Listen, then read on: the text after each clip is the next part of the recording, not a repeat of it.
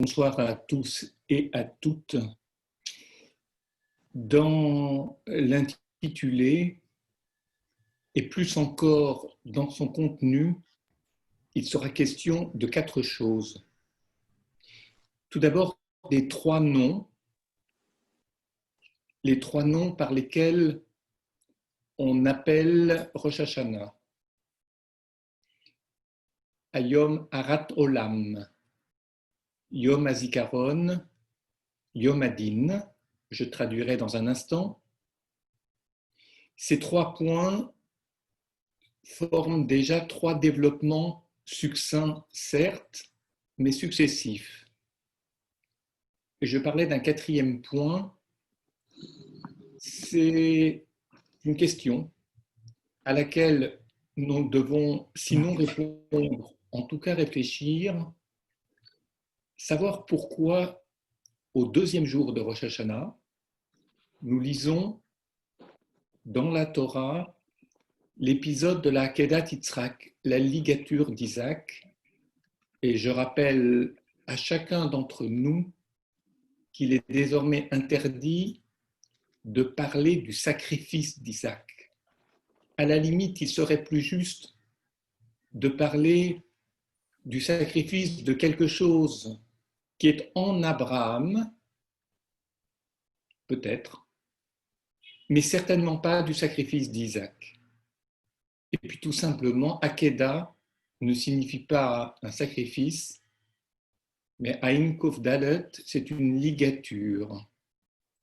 Je vous rappelle pour la forme que c'est presque un apax, puisqu'on ne le trouve qu'une seule et autre fois dans la Torah, lorsqu'il sera question avec Jacob, qui, avant de quitter Laban, va multiplier certains animaux du troupeau de Laban, et un pacte avait été établi entre Laban et Jacob, comme quoi ce serait tout bénéfice pour Jacob.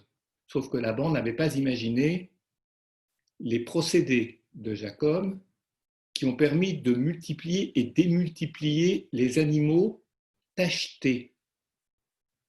Et le terme qui est utilisé là-bas, c'est Nekudim. Et Nekudim, Akeda, vous avez deviné que la racine est la même. Notre propos n'est pas de nous intéresser au troupeau de Jacob, mais de comprendre la raison pour laquelle nous lisons au 2e jour de Rosh Hashanah l'épisode de la Akedat Yitzhak, la ligature d'Isaac. Nous allons travailler tranquillement, mais méthodiquement. Tout d'abord, les 3 noms par lesquels on appelle Rosh Hashanah. Rosh Hashanah, ce n'est pas le nouvel an, c'est la tête de l'année. Je vous rappelle que le premier mot du livre de Bereshit, la Genèse, c'est Bereshit, la racine est Rosh. Sans entrer le moins du monde dans des explications sur le premier verset de Bereshit, nous savons que ce n'est pas un commencement comme si le temps commençait là. Il suffit de relire ou de lire les très longs commentaires de Nachmanide, le Ramban, sur le premier verset du premier chapitre de Bereshit pour désormais se voir interdit la tentation de traduire par au commencement. Le commentaire de Nachmanide du Ramban est très clair, il est très structuré sur le plan philosophique. Je vous laisse libre cours à sa lecture. J'ajoute néanmoins que Bereshit, c'est l'en-tête, c'est-à-dire un projet, ce que l'on a en tête lorsque l'on démarre quelque chose, lorsque commence quelque chose. Autrement dit, l'histoire humaine, l'histoire du monde et l'histoire humaine telle qu'elle se présente ici, Bereshit obéit à une raison d'être, laquelle peu importe, ce n'est pas le sujet ce soir. En tous les cas, c'est un projet. Ce pourquoi Dieu a créé le monde. C'est peut-être ainsi que je traduirais, reprenant de la sorte le commentaire de Nachmanide du Ramban, que je traduirais Bereshit. Ce pourquoi Bara Elokim et Hashamayim et Haaretz, Dieu a créé les cieux et la terre. De fait, Rosh, l'esprit, la tête, autrement dit, Rosh Hashanah, ce pourquoi l'année commence. Autrement dit, quel est l'enjeu de cette nouvelle année? Et qui dit enjeu dit changement, dit bouleversement, dit correction du temps passé pour faire du présent non pas une répétition du passé, mais une correction du passé pour que le futur ne soit pas tributaire de ce passé ou exclusivement tributaire de ce passé. Première appellation, Hayom Harat Olam. Si nous le disons dans la prière de Moussaf de Rosh Hashanah, à chaque fois que nous sonnons du shofar ou que nous écoutons la sonnerie du shofar, le paragraphe qui suit les sonneries s'ouvre Hayom Harat Olam. C'est aujourd'hui, je prends la traduction dans le dur lâché, l'anniversaire de la naissance du monde. Hayom, aujourd'hui, Harat Olam. Gardons cette traduction, elle n'est pas parfaite, mais elle a le mérite d'être claire. On commémore la naissance du monde. Autrement dit, je préfère naissance de l'idée du monde que le terme de création. Parce que dans la mesure, et je vais ouvrir une parenthèse très courte pour ne pas nous enliser, Hayom, lorsque l'on dit bara, Bereshit bara, le commentaire du Ramban, mais il n'est de loin pas le seul, mais il est le plus clair et le plus complet, Nachmanide dit ceci, la création se fait ex nihilo. Elle ne se fait pas à partir de rien, elle se fait ex nihilo. Ne confondez pas le rien avec le ex nihilo. Le rien, c'est l'absence de quelque chose. Le ex nihilo, c'est comme un néant. Autrement dit, ça échappe au langage, ça échappe à toute représentation. Nous ne pouvons rien en dire. Et il est totalement impossible, inimaginable et dangereux de vouloir nommer des choses dont nous ne pouvons rien dire. Vous me direz, qu'est-ce que j'ai voulu dire par là? Simplement que lorsque la Gemara, le Talmud, nous dit que l'on ne peut pas étudier Maaseh Bereshit, les faits de création, avant l'âge de 40 ans, et qu'on ne peut pas l'enseigner à plus d'une personne à la fois, c'est parce que le langage qui est le nôtre ne peut pas être un langage qui intègre la notion de ex nihilo, de néant. Pour une raison simple, c'est que si la création s'est faite ex nihilo, ce n'est pas qu'il n'y avait rien avant la création, mais le temps n'existait pas. Et l'acte créateur n'est pas consubstantiel de l'amorce du temps. Et c'est ce qu'enseigne Nachmanide. Et à partir du moment où nous voulons parler d'un acte où la notion de temps ne fait pas sens parce qu'il n'existe pas, notre langage qui est structuré comme le temps ne peut pas fonctionner. D'où le danger de vouloir qualifier, nommer, expliquer des choses avec un langage qui ne peut pas se passer du concept de temps pour se structurer et pour être clair et opportun, tout en parlant de quelque chose ou d'une situation où la notion de temps non seulement est absente, mais est impensée, pour reprendre les termes de Nachmanide. Je ne vais pas vous assommer avec ces querelles kabbalistiques, à savoir quelles sont les craintes, quels sont les risques à vouloir étudier Maaseh Bereshit, mais il est un fait que lorsqu'à Rosh Hashanah, on dit Hayom Harat Olam, il s'agit du jour anniversaire, si vous voulez, qui commémore la création du monde. Comment peut-on commémorer un acte, un moment qui n'en est pas un puisqu'il n'y a pas de temporalité, puisque la notion de temps n'existe pas? Pour moi, c'est parfaitement mystérieux. Je me garderai de résoudre, de vouloir ou d'avoir l'ambition de résoudre ce problème. Je n'en suis simplement pas capable. Mais le mot olam, ayom harat olam, mérite qu'on s'arrête sur lui un instant. Pourquoi? Comment traduire olam? Vous pouvez me dire le monde, peut-être. Vous avez d'autres hypothèses qui vous viennent à l'esprit. Mais pour clarifier nos pensées, il suffit de se souvenir ou de se poser la question.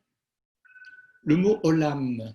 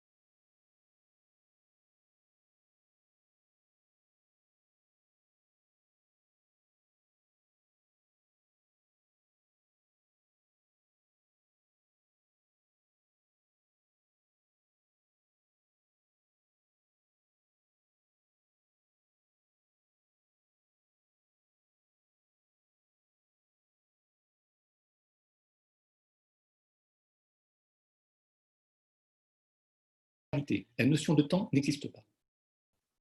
Or, il y a trois occurrences du verbe bara.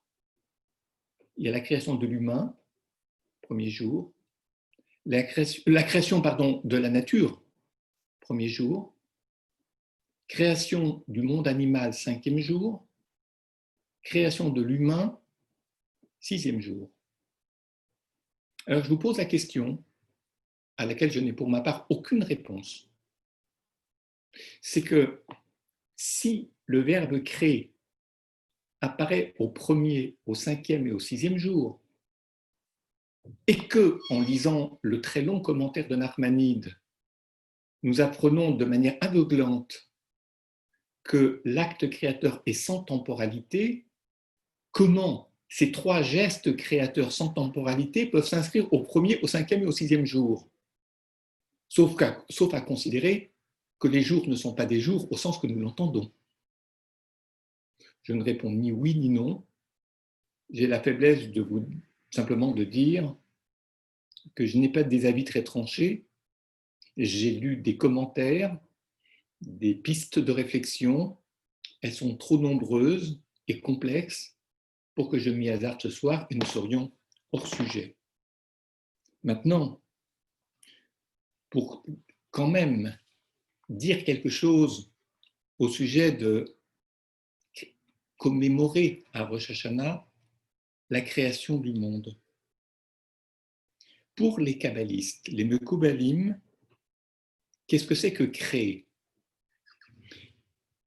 Les Mekoubalim, c'est-à-dire l'école de Tzfat, et en particulier Rabbi Chaim Vital, qui est l'écrivain et l'élève du Harizal, Rabbi Tzrak Luria. Que dit Rabbi Chaim Vital? Il dit que créer, c'est donner l'être à autre que soi. C'est-à-dire que le créateur, l'essence du créateur consiste à donner l'être. Le créateur donne. Il donne par sa parole à l'humain, à la nature, au monde animal. Donner. Ce qu'il donne n'est pas une question pour ici ce soir et ne nous intéresse pas. La créature, l'essence de la créature consiste à recevoir l'être. Autrement dit, Dieu ne dit rien de lui, il donne par exemple à l'humain, l'humain reçoit ce que Dieu attend de lui pour qu'il l'accomplisse comme être à part entière.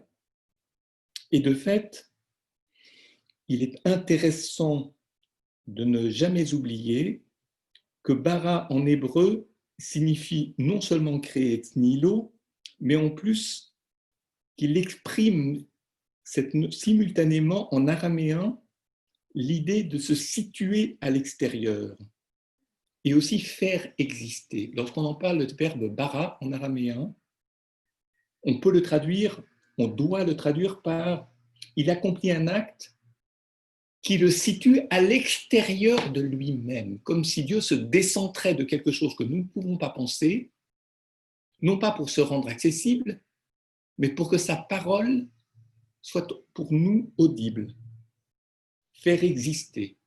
Et on comprendra la raison pour laquelle, en araméen notamment, le fils se dit bar, qui est la racine militaire du mot bara, se situer à l'extérieur. Autrement dit, le père ou la mère donne au fils pour lui permettre d'exister, mais il se situe toujours à l'extérieur du fils, ne serait-ce que pour ne pas, je dirais, s'approprier l'enfant, le faire sien, ne serait-ce que pour lui permettre de s'inscrire dans une histoire nourrie par la tradition et la parole des parents et des ancêtres, tout en lui laissant la possibilité de faire sa trace à l'extérieur de ce qui est source de vie, d'enrichissement pour l'enfant grâce aux parents. Donc, la créature reçoit, le créateur se décentre de lui-même, il est extérieur à lui-même, autrement dit, ce que l'humain peut entendre de la parole divine, ce n'est pas Dieu, c'est sa parole. Il ne faut pas confondre la parole divine et l'essence divine. Ce sont des notions, je le reconnais, assez obscures pour beaucoup d'entre nous, philosophiques pour le moins, théologiques certainement, métaphysiques de toute façon. En tout cas, cette notion d'extériorité, cette notion de faire exister, cette notion de permettre à l'autre de se situer à l'extérieur de celui qui donne, et celui qui donne ne donne pas tout de lui-même, il y a une part de mystère auquel le Fils n'a pas accès, il n'a pas à savoir certaines choses, de la même façon qu'on dit qu'il n'a pas à tout voir. Cela se retrouve dans l'idée de l'Erlera que Dieu adresse à Abraham lorsqu'il dit « va pour toi ». Autrement dit, tu dois faire une démarche pour créer à l'extérieur de toi quelque chose, mais qui, en fin de compte, te permettra d'advenir un autre toi-même que celui que tu te représentais à l'origine avant de faire cette démarche, ce déplacement, ou de rendre possible à l'extérieur de toi quelque chose de nouveau. J'ai, je dirais, navigué à vue autour des mots qui constituent l'expression Hayom Harat Olam. Autrement dit, vous n'en tirez pas grand-chose, mais peut-être un exercice de lecture que nous avons fait ensemble pour donner, sinon le sens profond des mots de cette expression, mais d'abord ce qu'il ne signifie pas. Et je pense qu'il faut d'abord écarter les erreurs de traduction pour petit à petit se rapprocher de cette démarche vraie qui consiste à essayer de traduire en écartant les erreurs évidentes et potentielles, ce que l'on appelle les moins mauvaises traductions. Maintenant, il y a un deuxième nom, Yom HaZikaron, puis un troisième, Yom Hadin. D'ailleurs, les Mekoubalim, les kabbalistes, et je reste toujours dans la littérature de Tzfat et de Rabbi Chaim Vital, mais c'est largement développé chez un kabbaliste italien, plus tard, à savoir Moshe Chaim Luzzatto, le Ramchal, l'un et l'autre disent la chose suivante. Ils disent que le premier jour de Rosh Hashanah, c'est Yom HaZikaron. Le deuxième jour de Rosh Hashanah, c'est Yom Hadin. Pourquoi? Peu importe. Ils trouvent dans des signes, plutôt dans des lettres du texte, des signes qu'ils interprètent. Je me garde là aussi d'entrer dans cet aspect du sujet. Mais Yom HaZikaron, qu'est-ce que c'est? Ce n'est pas le jour du souvenir. Le Zecher et le Zecher et le Zikaron qui en découlent, ce n'est pas se souvenir ou avoir des souvenirs. Le Zecher, c'est faire un travail de mémoire, comme on dit aujourd'hui. Et Zecher ou Zikaron, c'est la mémoire. Mais ne confondons pas le souvenir et la mémoire. Je peux me souvenir de beaucoup de choses. Mais en français, on a tendance à dire est-ce que tu as une bonne mémoire? Autrement dit, est-ce que tu te souviens bien de ce qui a été dit ou ce qui a été lu ou de ce qui a été vu? Ce n'est pas tout à fait correct que ce langage. On peut se souvenir, il y a des gens qui se souviennent de beaucoup de choses. Il y a des gens qui se souviennent de pas grand-chose et qui oublient très vite. Peu importe pourquoi. Mais si l'on se souvenait de tout, notre vie serait insupportable. Et heureusement qu'il y a l'oubli. Si on ne pouvait pas oublier certaines choses, par exemple des épreuves très douloureuses, ou bien si notre cerveau était empli d'informations et donc de souvenirs qui encombrent, parce qu'ils n'ont aucune importance, ou presque aucune importance, on ne s'en sert pas, on n'en tire pas de leçons importantes, eh bien on n'aurait plus la place de mettre d'autres choses, et parfois des choses difficiles, pour ne pas dire essentielles. Faire ce travail de mémoire, c'est deux choses. D'abord, effacer, comme on fait le tri dans des affaires, on jette certaines choses qui ne servent plus à rien. Effacer, jeter, éliminer, dans la mesure où on peut le faire. Un acte conscient et volontaire ne provoque pas toujours le résultat attendu. Il y a des choses qui collent, et dont on n'arrive pas à se débarrasser. Mais l'autre aspect, c'est d'habiliter, c'est-à-dire de donner sa juste importance aux choses qui ne sont pas identiques, qui ne sont pas, plus exactement, identiques, n'est pas juste, ne sont pas indifférenciées, sans différence. Prenez le principe talmudique Malim Bekodesh et Noridin. On s'élève en sainteté parce que si on ne s'élève pas, on tombe. C'est comme la bicyclette dans le film de Rabbi Jacob. C'est-à-dire qu'en fait, il y a un travail. sur chaque instant qui s'est passé pour lui donner sa juste importance. Et précisément pour ne pas accorder à tous les instants passés la même importance. Parce que si tous les instants ont la même importance, en réalité, ce n'est pas du nihilisme, c'est du relativisme. Et dans le relativisme, lorsque toutes les choses ont la même importance, eh bien, elles n'ont aucune importance. Et finalement, on vit, on détruit ce que l'on a vécu, on crée du nouveau et on est fier d'être créateur ou créatif, mais le sort réservé au nouveau ne sera pas différent de celui du passé. Et cette histoire-là est l'histoire des éternels recommencements. Pourquoi je dis cela?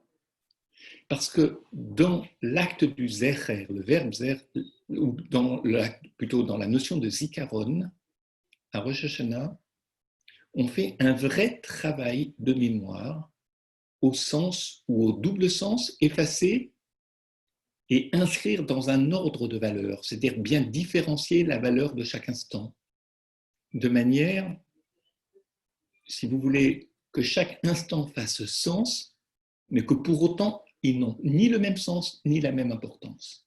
Et c'est ça qui est difficile. Et ça, c'est une discipline à laquelle il faut se soumettre.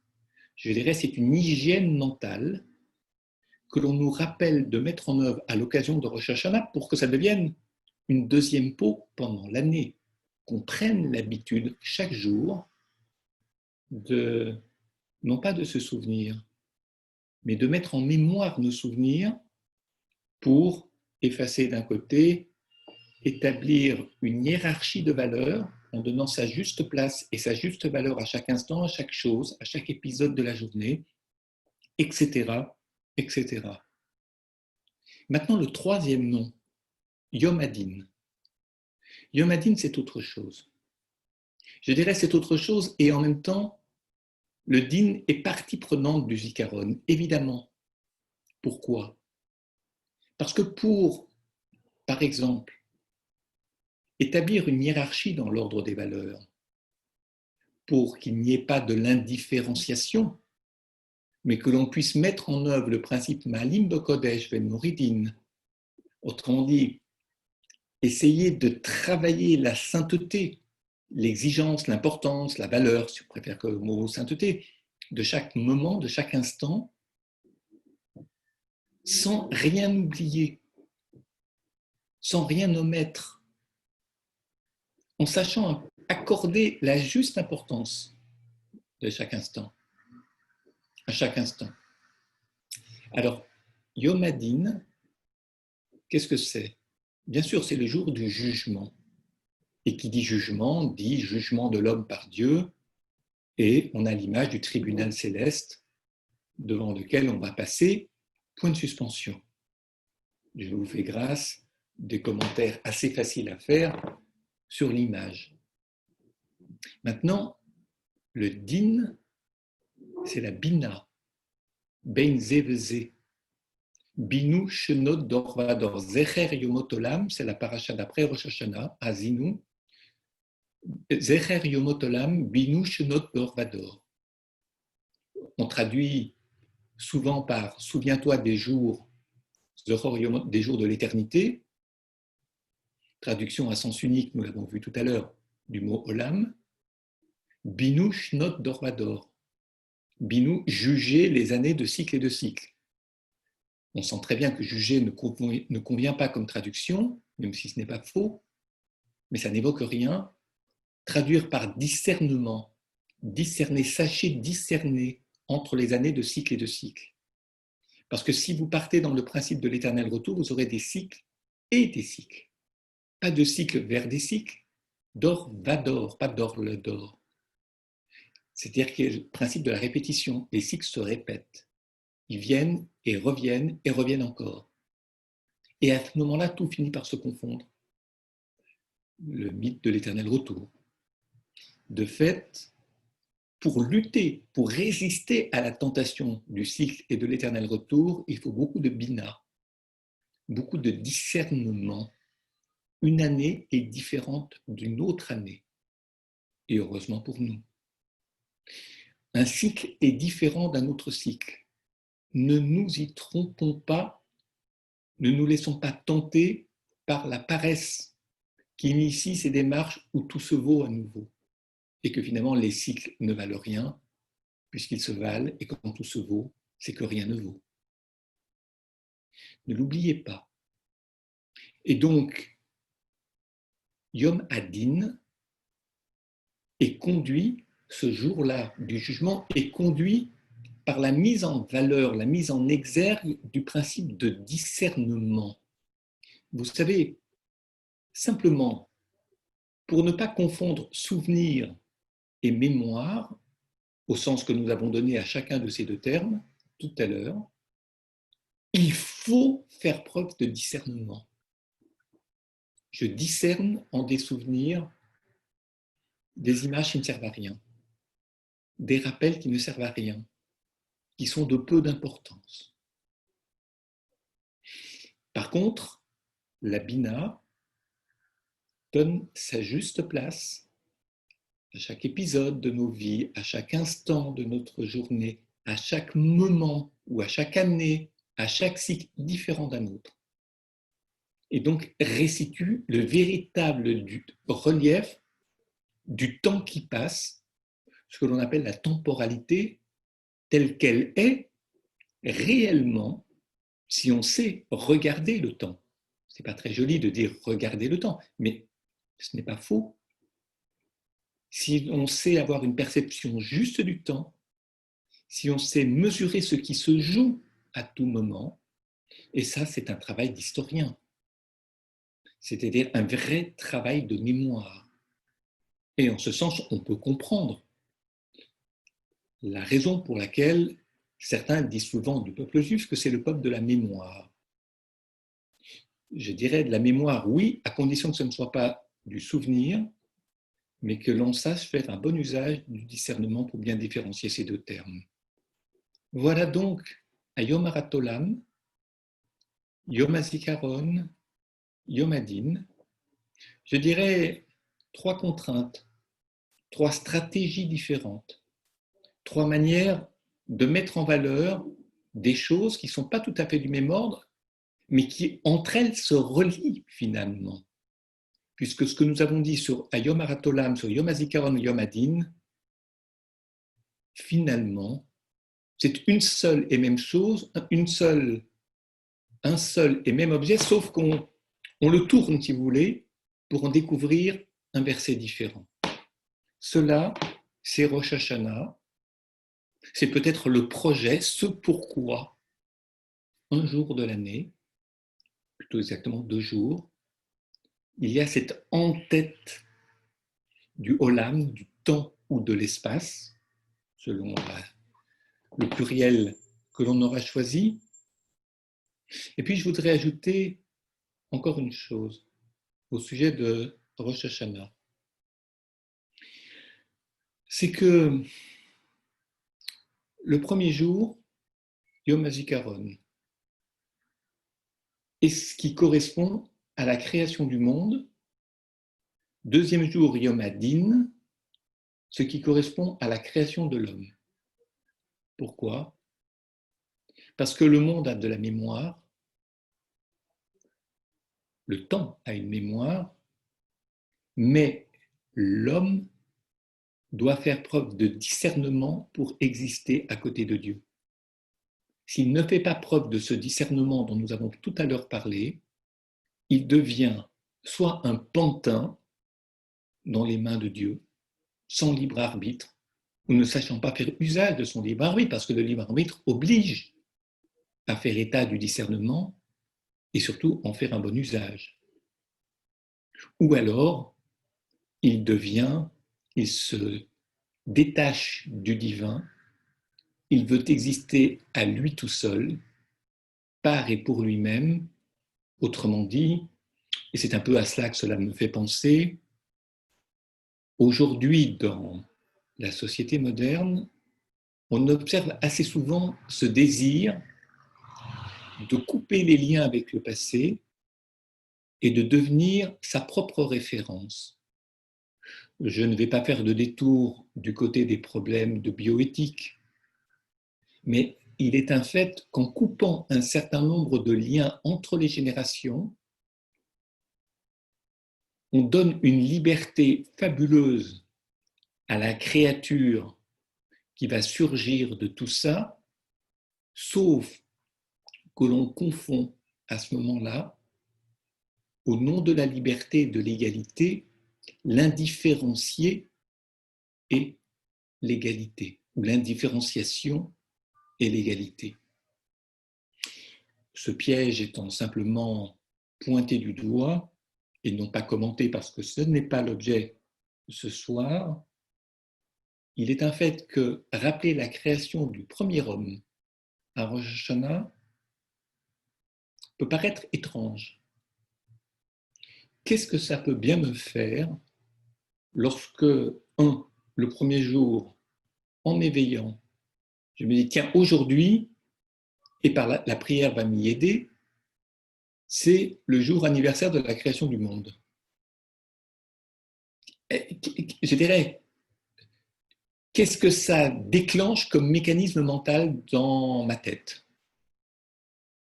Pas grand-chose. Parce que, de toute façon, l'expression-création du monde n'évoque rien pour moi, à part les mythes déformants du texte que l'on a dénoncés tout à l'heure. Et de l'autre, au deuxième jour, création du premier homme. Est-ce que je vais célébrer, est-ce que ce sera une grande joie de célébrer la création du premier homme? Est-ce que nous en sommes ravis?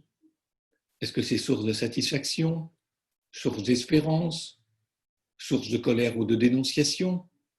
Il y a des gens qui disent qu'ils auraient préféré que le monde ne soit pas créé, des anges l'ont dit. Il y en a d'autres qui disent, heureusement, d'ailleurs Dieu, ça n'aurait aucun sens si l'humain n'avait pas été créé puisqu'il n'aurait pas parlé. Et à ce moment-là, on ne saurait rien de Dieu et on l'aurait effacé de notre mémoire puisque sans parole, on ne sait rien. Sans parole divine, le mot Dieu n'a plus aucun sens. Ou alors, simplement du côté d'une foi qui serait celle du charbonnier, mais qui n'ouvrirait aucune fenêtre sur une réalité connue. Et je dirais aucune exigence, aucune élévation, aucune transcendance chez l'humain. Donc, création du premier homme. Vous savez, le premier homme, Adam, quelle est sa situation? D'abord, il n'a pas de parents, il n'a pas d'histoire, il n'a pas de mémoire, puisqu'il est premier, j'allais dire premier en tout. Est-ce que c'est un avantage ou un inconvénient de ne pas avoir d'histoire ni de mémoire? Il n'y a aucun antécédent. Alors, deux réponses sont possibles et elles nous sont offertes par, je dirais, des réflexions que mène, par exemple, le Gaon de Vilna, et plus particulièrement un élève d'un élève du Gaon de Vilna. Le Gaon de Vilna ils n'étaient pas nombreux, avait quelques très grands élèves, dont le plus connu est Rabbi Chaim de Volodjine, mais pas seulement. Il y avait deux frères qui étaient jumeaux, qu'on appelle les frères de Skolov, Hillel et Menachem Mendel, qui vivaient à Skolov, qui est une petite ville de Lituanie. Et de fait, l'un des élèves de l'un de ces deux frères s'appelait Rabbi Yitzhak Wildman. C'est en fait celui qui a recensé toutes les notions de Kabbale qu'avait initié le Gaon de Vilna. Le Gaon de Vilna n'a presque rien écrit sur le registre de la Kabbale, mais il a enseigné. Et ses enseignements ont été entendus non seulement par un élève, mais par un élève d'un élève du Gaon de Vilna. Et c'est cet élève de l'élève qui a mis par écrit les enseignements du maître du Gaon. Et que dit-il Rabbi Yitzhak Wildman dans son livre Le Pitrei She'arim? Il dit en substance ceci.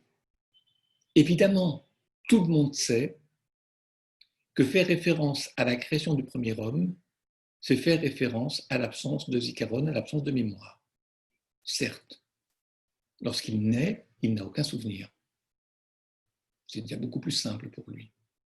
Et de fait, c'est peut-être ce que l'on attend à Rosh Hashanah de l'exercice de Teshuvah, c'est-à-dire faire un travail, je ne dis pas un travail d'effacement de la mémoire, mais d'apaisement de la mémoire. On ne peut pas effacer sa mémoire, mais essayer de se rapprocher aussi près que possible du premier homme, à savoir ne pas avoir de mémoire, c'est un petit peu comme avoir une mémoire apaisée, une mémoire qui ne pèse pas.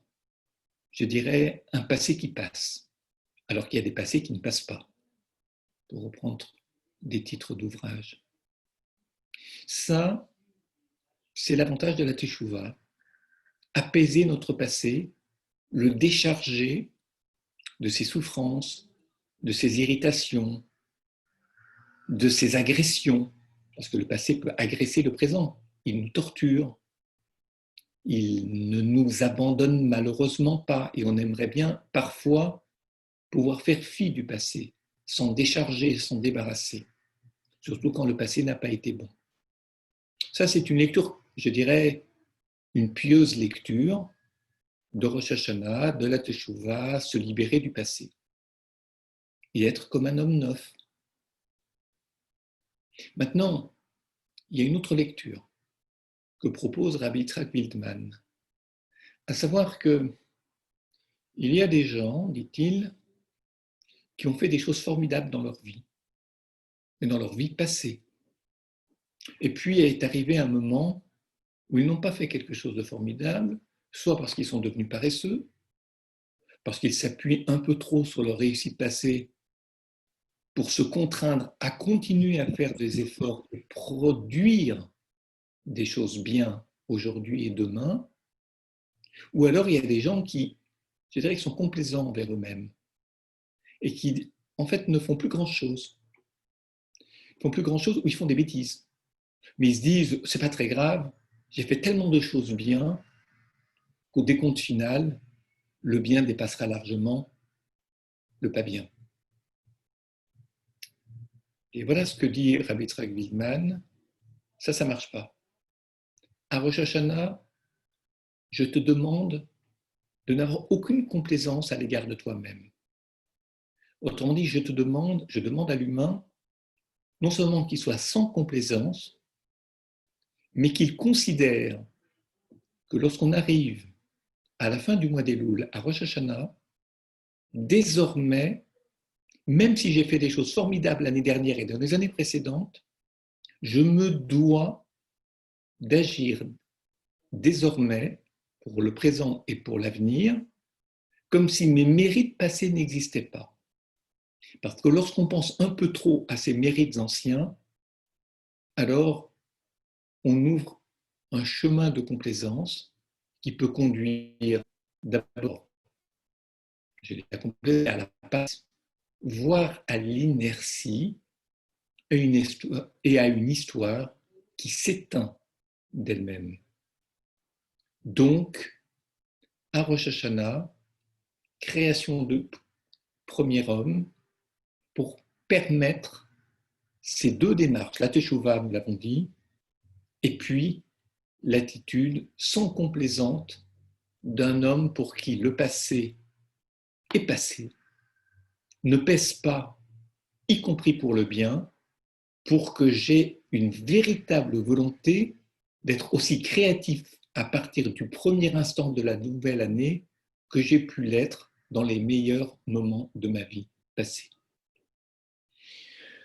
Nous arrivons au quatrième et dernier point, qui est celui de la ligature d'Isaac à Kedat Yitzhak que nous lisons au deuxième jour de Rosh Hashanah. Pourquoi lit-on ce jour-là la Kedat Yitzhak? Alors, l'objet n'étant pas ce soir, ou l'objectif n'est pas d'expliquer la Kedat Yitzhak, permettez-moi simplement de dire une chose de manière sans doute provocante, mais c'est à la fois pour, je dirais, agiter un petit peu nos pensées, faire passer un courant d'air dans nos évidences ou dans nos certitudes, dire que l'attitude d'Abraham, c'est d'épouser la volonté divine, de ne rien contester, d'avoir cette foi du charbonnier qui le rend capable de faire des choses absolument hallucinantes par amour pour Akadosh Baruch Hu. Alors ça, j'ai eu 2-3 temps dans ma vie. Le premier temps, je l'ai entendu, là où je vivais, et je dirais, ça n'a pas beaucoup provoqué de réaction pour moi parce qu'Abraham devenait tellement haut, je dirais, il se situait à un niveau d'obéissance au divin que de toute façon, ce n'était pas humain. Ça ne correspondait pas à une réalité, celle que je pourrais vivre un jour. Donc à la limite, c'était un modèle trop élevé pour m'inspirer. Je parle de l'enfant ou de l'adolescent que j'étais. Et on peut rester adolescent assez longtemps dans sa vie. Un jour, j'assistais, c'était il y a assez longtemps, dans les années 80, j'assistais à un colloque à Paris où était invité l'écrivain Elias Canetti, qui avait eu le prix Nobel de littérature quelques années auparavant. J'avais lu, en tout cas en partie, dont j'avais lu l'œuvre, en partie son œuvre. Elias Canetti, à un moment donné, à ma grande surprise, a dit « Il y a un épisode dans la Bible qui ne m'a pas permis d'assumer ma judéité. C'est l'épisode de la ligature d'Isaac. Si je n'avais pas eu ça, j'aurais peut-être plus réfléchi à qu'est-ce que c'est qu'être juif, qu'est-ce que c'est qu'être croyant, mais ça m'a rébuté. Il n'a pas dit dégoûté, ça m'a rébuté. En tous les cas, c'est le terme qui a été utilisé par le traducteur. Soit. En tout cas, ça m'a alerté. Parce que la question pour moi n'était pas de savoir si je me sentais juif ou pas juif à cause de la Kedat Yitzhak. Ce qu'il a dit m'a obligé à me poser la question, alors, et pour toi, c'est-à-dire pour moi, qu'est-ce que ça te fait, cette Akedat Yitzhak? Qu'est-ce que ça te permet?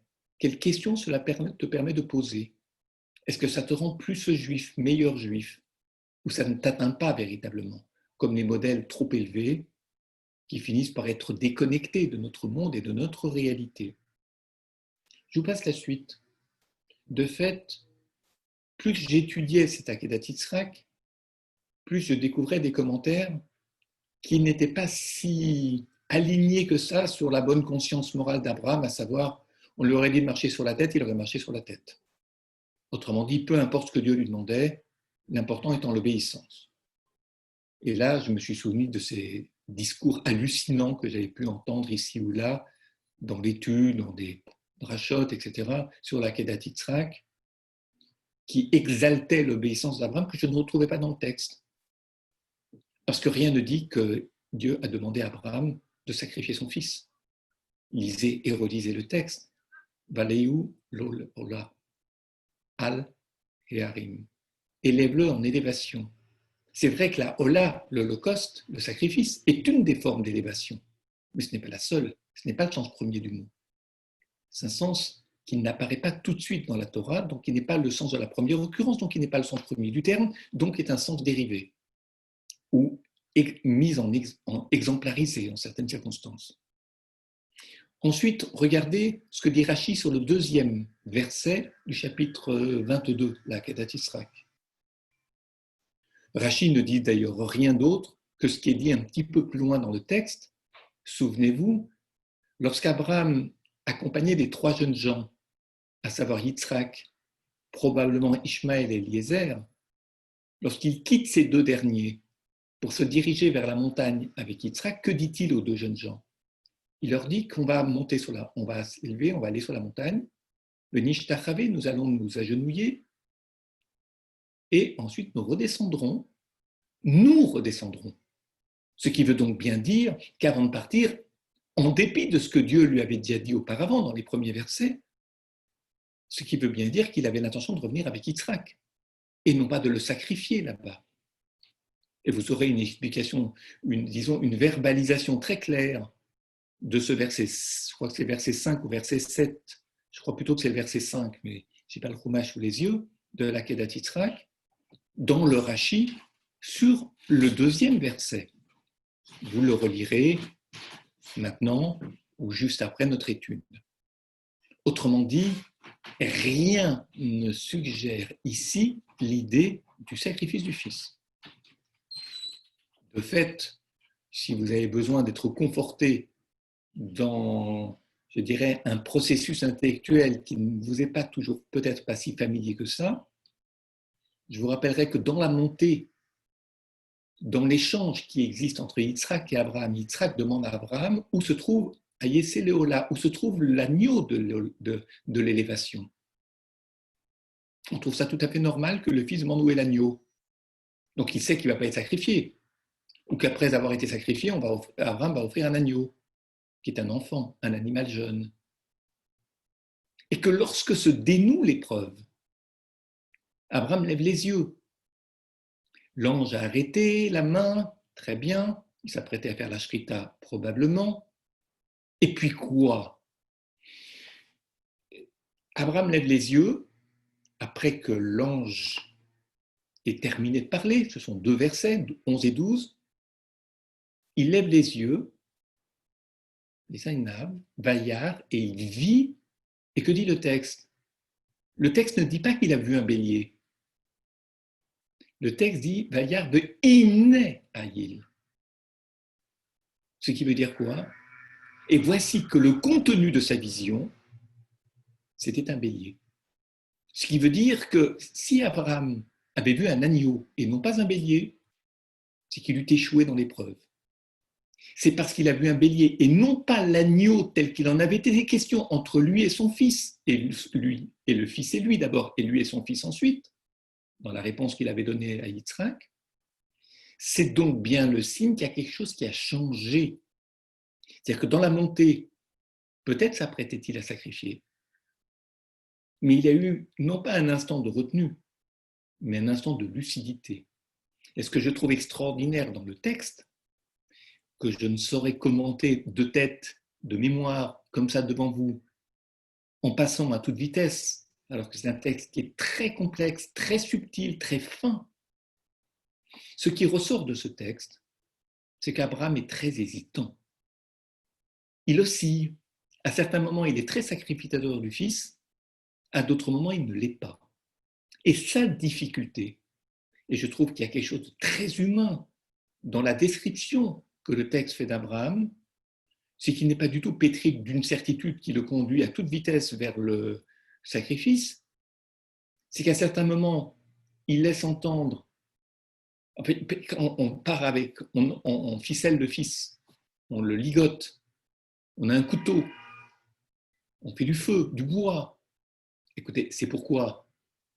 C'est pas pour faire un jeu de piste, c'est pas pour faire un grand jeu sur la montagne, c'est parce que manifestement, l'ishrot, ma'achelet, il a un couteau qui est un terme très étonnant pour dire le couteau, pas sakin ici, mais ça ma'achelet. C'est-à-dire quelque chose qui sert à manger. Manger quoi? Manger le fils.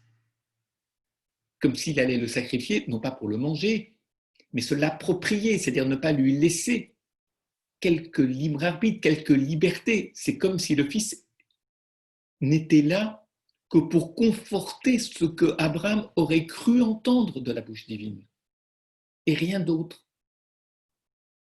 De fait, vous voyez que le texte est compliqué. Et ce que j'apprécie particulièrement, j'ai le droit de dire que j'apprécie les choses, il y a des choses que j'apprécie pas, que je ne comprends pas, que j'apprécie pas, qui me paraissent absurdes ou déraisonnables, voire dangereuses.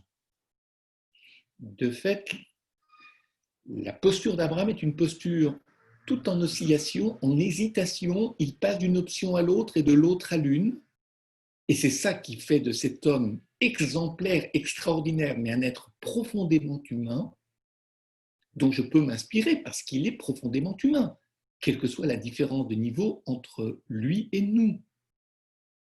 Bon.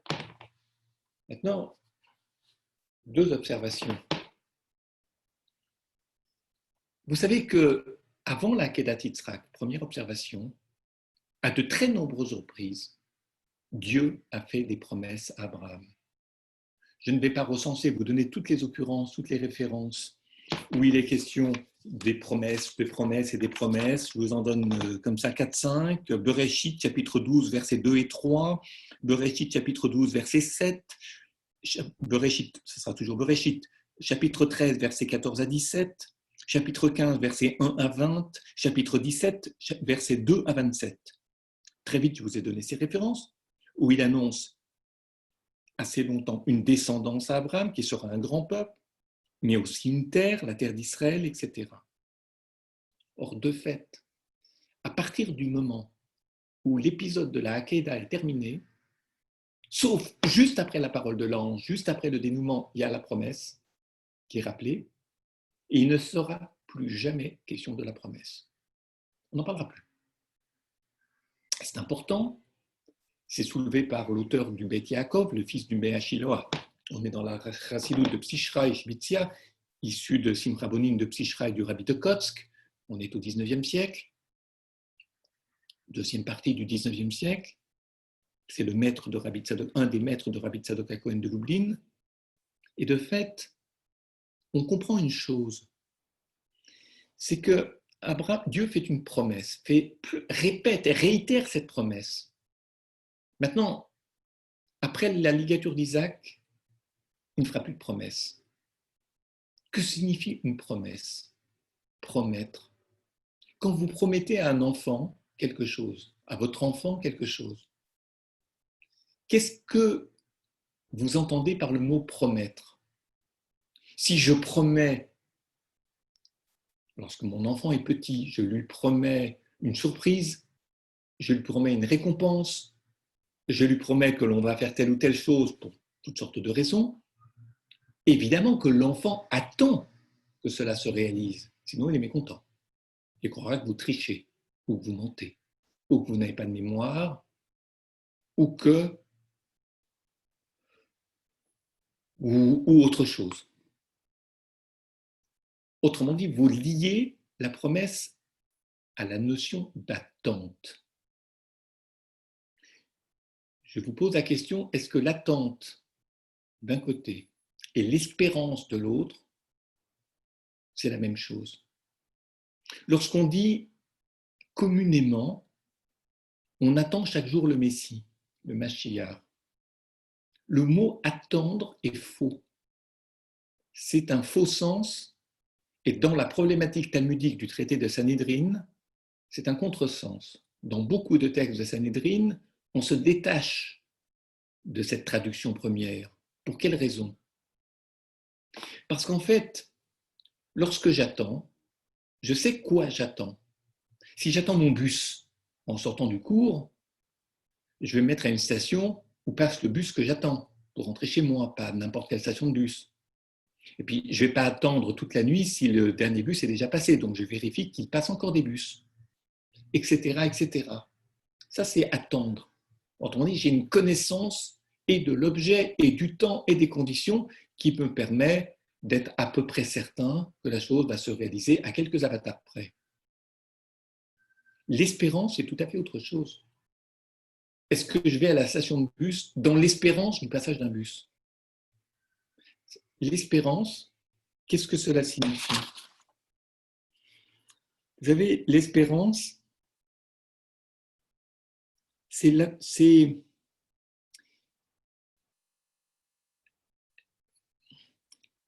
le Ramban, lorsqu'il parle des promesses divines, dit que c'est pour introduire non pas l'idée d'attente, mais l'idée d'espérance. Et c'est repris par Rabbi Tzadok HaKohen de Lublin, qui commente le Ramban. Parce qu'il dit ceci, la promesse divine, c'est comme et par exemple, la promesse messianique de la venue du Messie. La promesse messianique annonce une venue et on défait d'avance la figure. Ça veut dire quoi, annonce la venue? Il dit, le Messie viendra. Mais il fait tout pour défaire la figure du Messie. Autrement dit, je ne sais rien de lui. ni dans le temps, ni dans l'espace, ni dans la représentation de ce qu'est le Messie. Vous savez, dans la Gemara de Sanhedrin 97a, Rabbi Yitzhak dit ceci: le Messie, le Mashiach, fils de David, ne viendra qu'au moment où on l'aura désespéré, qu'au moment où l'on aura désespéré de la rédemption. Alors évidemment, ce genre de phrase ferait terriblement plaisir à l'Église catholique. Sauf que, de quoi s'agit-il?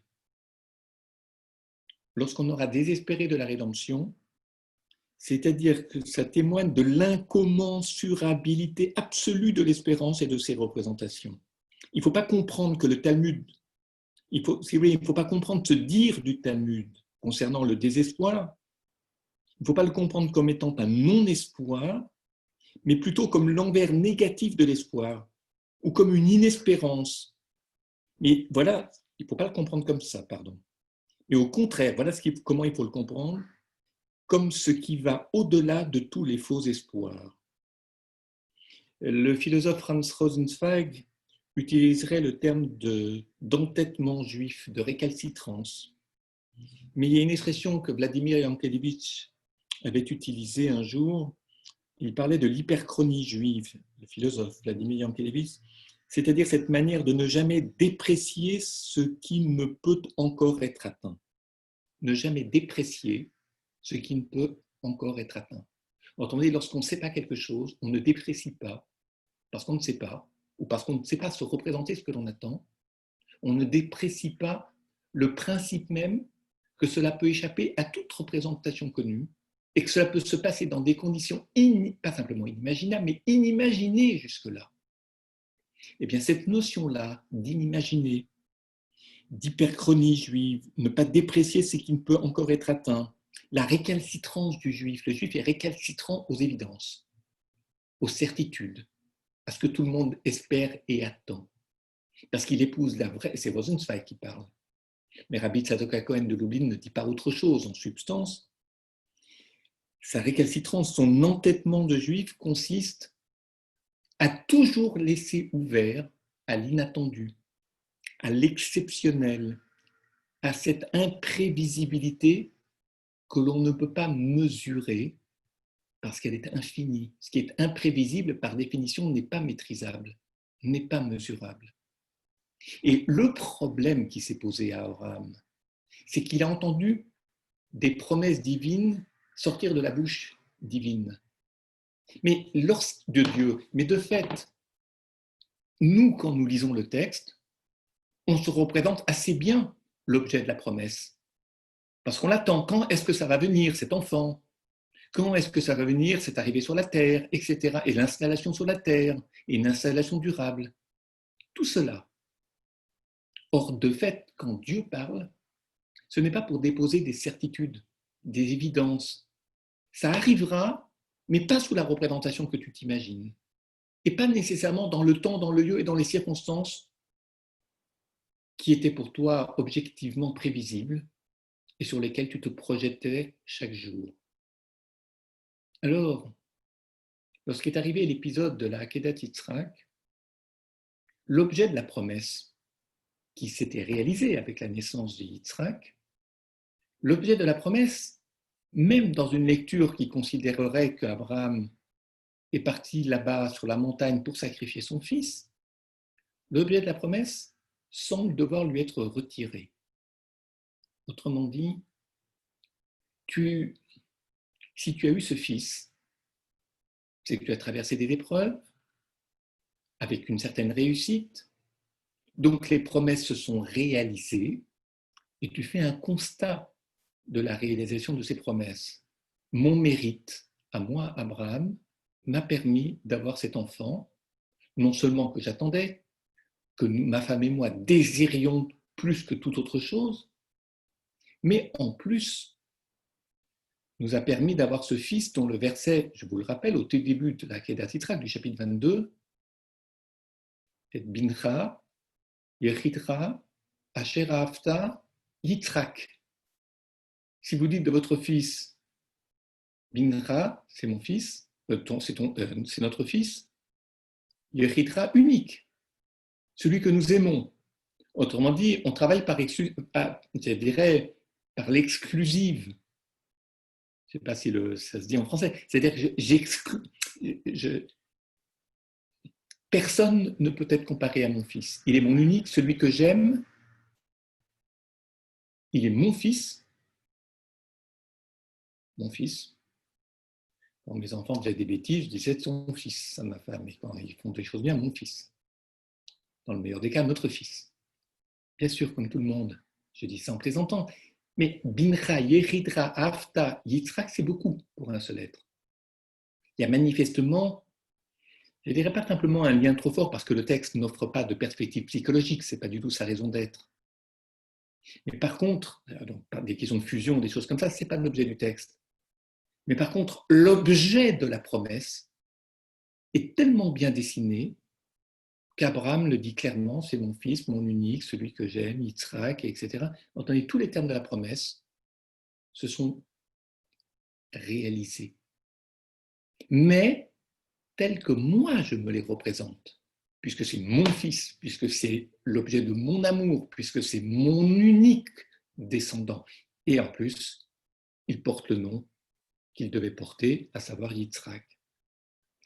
Ce qui veut dire que l'idée qu'Abraham se faisait de la promesse tombait plus sous le sens de l'attente que sous celui de l'espérance. Et désormais, il va falloir quitter le terrain d'une trop grande attente, parce que lorsque l'attente est l'apostrophe A, lorsque l'attente est comblée, alors à ce moment-là, on est gratifié.